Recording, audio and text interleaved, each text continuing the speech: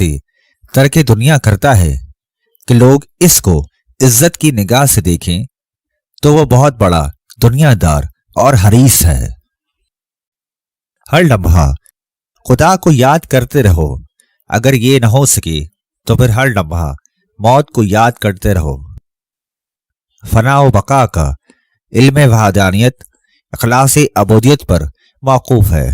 اس کے علاوہ ہر شے غلط راستے پر ڈال کر ملحد و زندیق بنا دیتی ہے۔ اپنی ہستی سے آزادی کے لیے خلوص کے ساتھ عبادت الہی کی ضرورت ہوتی ہے۔ اولیاء اللہ کی صحبت سے کنارہ کشی کرنے والا ایسے جھوٹوں دعووں میں مبتلا ہو جاتا ہے کہ اس کی وجہ سے اسے ذلت و رسوائی کا سامنا کرنا پڑتا ہے۔ جو بندہ عہد شباب میں عبادت سے گریزاں رہتا ہے، اللہ تعالیٰ اس کو بڑھاپے میں ذلیل و خوار کرتا ہے۔ خائف رہنے والے کے دل میں دنیا کی محبت اور شہوت باقی نہیں رہتی ہے۔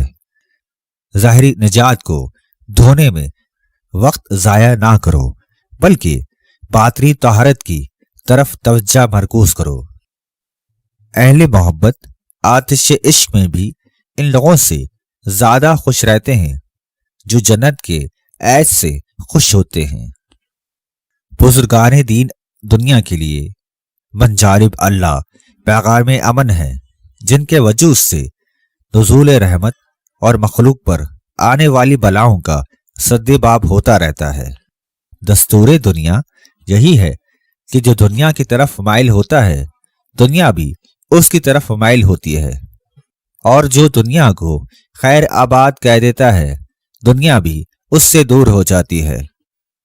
اپنے قوت بازو سے رزق حلال طلب کرو اور کسی کے آگے دستے طلب دراز نہ کرو۔ گھر میں جو جگہوں پر روٹی کا ایک ٹکڑا رکھ دیجئے، دولت آنا شروع ہو جائے گی۔ ایک وہاں جہاں پرندوں کا آنا جانا ہو اور دوسرا بلی کے آگے۔ گوشائے نشینوں کی ادنا سی نیکی بھی ان لوگوں کی عمر بھر کی عبادت سے بہتر ہے جو مخلوق سے وابستہ رہتے ہیں اور دنیا کی کھیل میں مگن رہتے ہیں۔